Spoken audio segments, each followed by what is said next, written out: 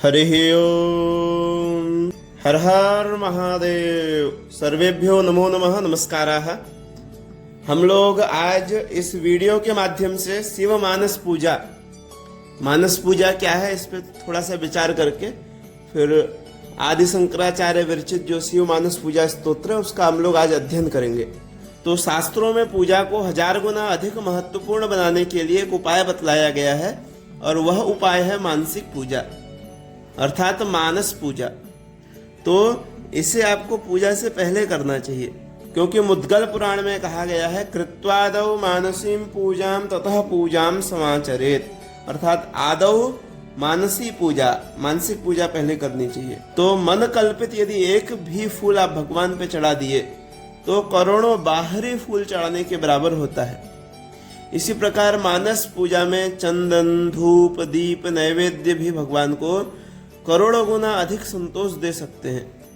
अतः मानस पूजा बहुत अपेक्षित है। वस्तुतः भगवान को किसी वस्तु की आवश्यकता नहीं है, वे तो भाव के भूखे हैं।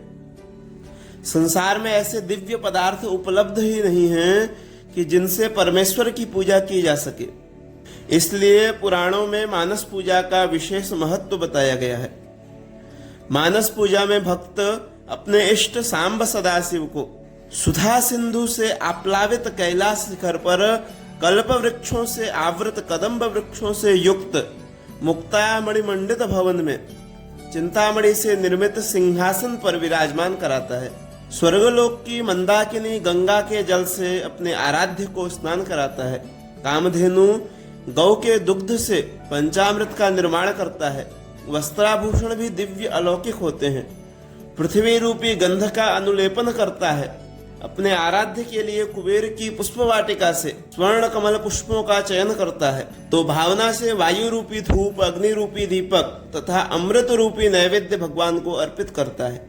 इसके साथ ही त्रिलोक की संपूर्ण वस्तु, सभी उपचार सच्चिदानंद घन परमात्मा प्रभु के चरणों में भावना से भक्त अर्पण करता है। यह है मानस पूजा का स्वरूप। मानस पूजा से चित्त एकाग्र और सरस हो जाता है। इससे बाह्य पूजा में भी रस मिलने लग जाता है। यद्यपि इसका प्रचार बहुत कम है, इसको बहुत अधिक लोग नहीं जानते हैं, तथापि इसे अवश्य अपनाना चाहिए। तो आइए हम लोग आज से शंकराचार्य विरचित जो मानस पूजा स्तोत्र है उसका अध्ययन करेंगे। तो प्रयास करेंगे संपूर्ण श्लोकों का और उसके अर्थ को हम इसी वीडियो में अध्ययन कर ले। हम लोग सामान्य अर्थ देखेंगे, उसके एक एक शब्द का अर्थ नहीं देखेंगे, नहीं तो वीडियो बहुत बड़ा हो जाएगा। और श्लोक का वाचन मैं 2 बार करूंगा और 1 बार अर्थ बताऊंगा, जिससे आप एक बार में न सुन पाए तो दूसरी बार में उसको स्पष्ट सुन सकें। आइए प्रारंभ करते हैं। रत्नैः कल्पितमासनं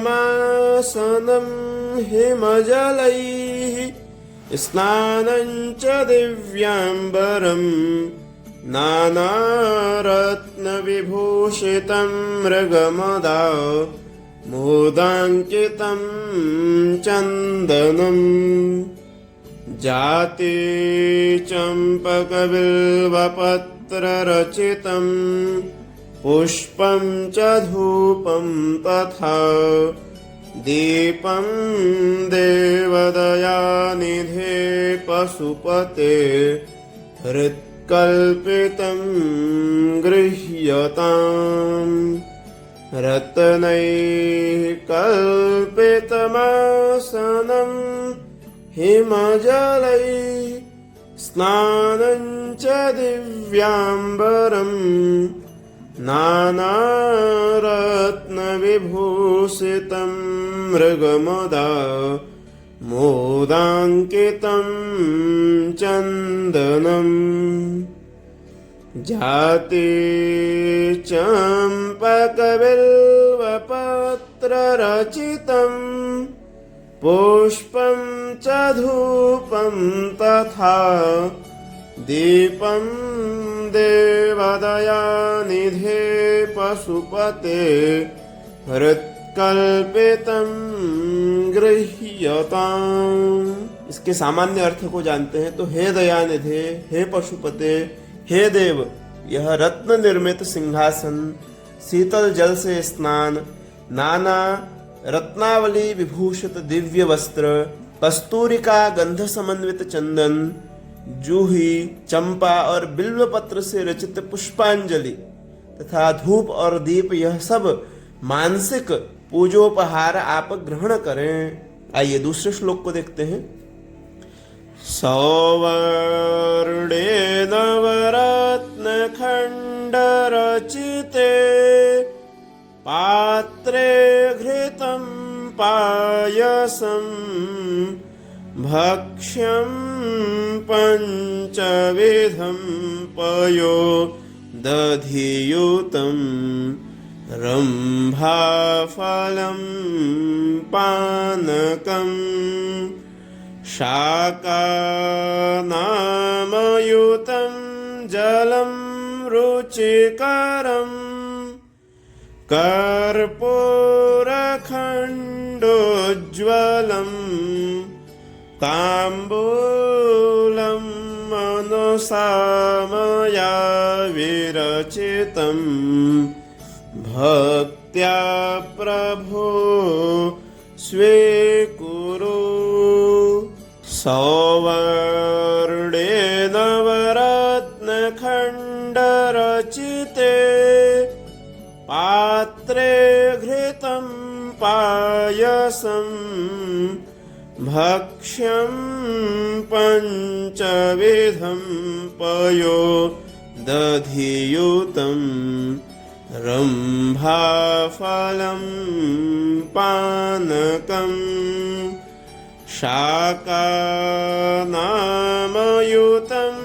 जलं रुचिकरं कर्पूरखण्डोज्ज्वलं ताम्बूलं मनसामया विरचितं भक्त्या प्रभो स्वीकुरु।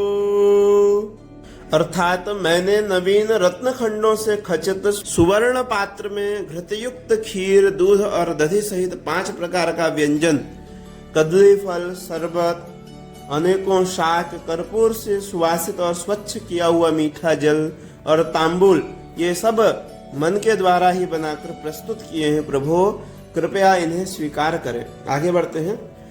छत्रं चामरयोर्योगं व्यजनकं चादर्शकं निर्मलं वीणाभिर्मृदङ्गकाहलकला गीतं च नृत्यं तथा साष्टांगं प्रणतिस्तुतिर्बहुविधा ये तत्समस्तं मया संकल्पेन समर्पितं तव विभो पूजां गृहाण प्रभो। छत्रं चामरयोर्योगं व्यजनकं चादर्शकं निर्मलं वीणाभिर्मृदङ्गकाहलकला गीतं च नृत्यं तथा साष्टांगं प्रणतिस्तुतिर्बहुविधा ये तत्समस्तं मया संकल्पेन समर्पितं तव विभो पूजां गृहाण प्रभो। अर्थात छत्र, 2 चंवर, पंखा, निर्मल दर्पण, वीणा, भेरी, मृदंग, दुंदुभि के वाद्य, गान और नृत्य, साष्टांग प्रणाम, नानाविध स्तुति, ये सब मैं संकल्प से ही आपको समर्पण करता हूँ। प्रभो आप मेरी इस पूजा को ग्रहण करें। फिर आगे कहते हैं। आत्मा त्वं गिरिजामतेः सहचरा प्राणाः शरीरं गृहं पूजाते विषयोपभोगरचना निद्रा समाधिस्थितिः संचारः पदयोः प्रदक्षिणविधि स्तोत्राणि सर्वा गिरो यद्यत्कर्म करोमि तत्तदखिलम् शम्भो तवाराधनम्। आत्मा त्वं गिरिजामतिः सहचरा प्राणाः शरीरं गृहम् पूजाते विषयोपभोगरचना निद्रा समाधिस्थितिः संचारः पदयोः प्रदक्षिणविधि स्तोत्राणि सर्वा गिरो यद्यत्कर्म करोमि तत्तदखिलम् शम्भो तवाराधनम्। हे शंभो, मेरी आत्मा आप हैं, बुद्धि पार्वती जी हैं, प्राण आपके गढ़ हैं, शरीर आपका मंदिर है, संपूर्ण विषय भोग की रचना आपकी पूजा है, निद्रा समाधि है, मेरा चलना फिरना आपकी परिक्रमा है तथा संपूर्ण शब्द आपके स्तोत्र है। इस प्रकार मैं जो जो कर्म करता हूँ वह सब आपकी आराधना ही है। फिर आखिरी अंतिम श्लोक है, करचरण कृतं वा कायजं कर्मजं वा श्रवण नयनजं वा मानसं वापराधम् विहितं वा सर्वमेतच्छमस्व। जय जय करुणाब्धे श्री महादेव शंभो। अर्थात प्रभो, मैंने हाथ पैर वाणी शरीर कर्म कर्ण नेत्र अथवा मन से जो भी अपराध किए हो, वे विहित हो अथवा अविहित हो, उन सबको आप क्षमा कीजिए। हे करुणा सागर श्री महादेव शंकर आपकी जय हो।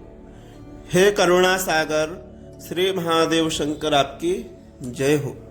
तो हमने इन 5 श्लोकों के अर्थ को देखा। इसमें शिव मानस पूजा में 5 श्लोक है। आप इनका नित्य पूजन करें चाहे न करें, इनके पाठ मात्र से आप मानसिक पूजा कर लेते हैं। अर्थात जैसे आप भगवान को एक पुष्प चढ़ाते हैं, अगर इसका पाठ मात्र कर लेते हैं तो आपको 1000 पुष्प चढ़ाने का फल मिल जाता है। हर चीज 1000 गुना। तो एक बार आप इसका पाठ अवश्य करें। एक आपको अलग से छोटा सा वीडियो बना के दिया जाएगा जिसमें सिर्फ इन 5 श्लोकों का पाठ होगा। ये वीडियो आप अर्थ की दृष्टि से समझ सकते हैं। तो वस्तु आपसे निवेदन रहेगा, इसी प्रकार से ज्ञानवर्धक चीजों के लिए आप चैनल को सब्सक्राइब करें और विषय को कभी भी सीमित न करें अपने तक, उसको असीमित रहने दें, अधिक से अधिक शेयर अवश्य करें। तो सर्वेभ्यो नमो नमः, नमस्काराः, धन्यवादाः।